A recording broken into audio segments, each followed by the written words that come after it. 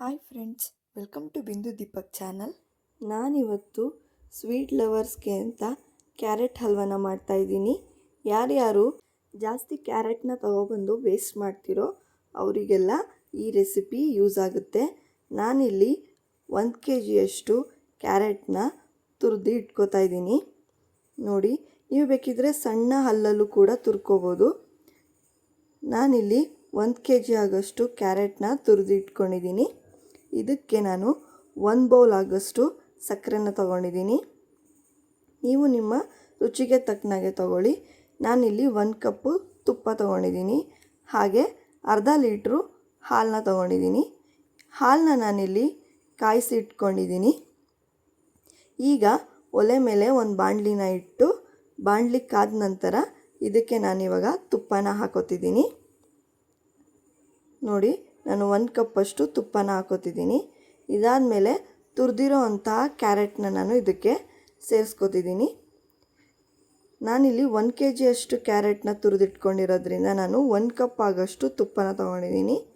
ಈಗ ತುಪ್ಪದಲ್ಲೇ ಕ್ಯಾರೆಟು ಚೆನ್ನಾಗಿ ಫ್ರೈ ಆಗಬೇಕು. ಅಲ್ಲಿವರೆಗೂ ನಾನು ನೀಟಾಗಿ ತಿರುಗಿಸಿ ಬೇಯಿಸ್ಕೊತಾ ಇದ್ದೀನಿ.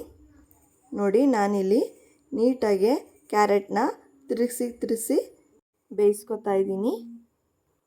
ಕ್ಯಾರೆಟ್ ಎಲ್ಲ ಸ್ವಲ್ಪ ಸಾಫ್ಟ್ ಆದಮೇಲೆ ನಾನಿವಾಗ ಕಾಯಿಸಿರೋಂತಹ ಹಾಲನ್ನ ಇದಕ್ಕೆ ಹಾಕೋತಾ ಇದ್ದೀನಿ. ಇದಾದಮೇಲೆ ಸಕ್ಕರೆನೂ ಕೂಡ ಇವಾಗಲೇ ನಾನು ಸೇರಿಸ್ಕೊತಾ ಇದ್ದೀನಿ. ನೀವು ನಿಮ್ಮ ಅಳತೆ ತಕ್ಕನಾಗೆ ಹಾಗೆ ನಿಮ್ಮ ರುಚಿಗೆ ತಕ್ಕನಾಗೆ ನೋಡಿಕೊಂಡು ಸಕ್ಕರೆನ ಹಾಕ್ಕೊಳ್ಳಿ. ನಾನಿಲ್ಲಿ 1 ಕಪ್ ಆಗೋಷ್ಟು ಸಕ್ಕರೆನ ಹಾಕ್ಕೊಂಡು ಬೇಯಿಸ್ಕೊತಾ ಇದ್ದೀನಿ. ಈಗ ಚೆನ್ನಾಗಿ ಮಿಕ್ಸ್ ಮಾಡಿಕೊಂಡು ಕ್ಯಾರೆಟು ಫುಲ್ಲು ಸಾಫ್ಟ್ ಆಗೋವರೆಗೂ ಬಿಡಬೇಕು. ನೋಡಿ, ಇವಾಗ ಸಾಫ್ಟ್ ಆಗಿದೆ, ಹಾಗೆ ಹಾಲು ಕೂಡ ಕಡಿಮೆ ಆಗಿದೆ. ಇವಾಗ ಕ್ಯಾರೆಟ್ ಹಲ್ವ ಕಂಪ್ಲೀಟಾಗಿ ಬೆಂದಿದೆ.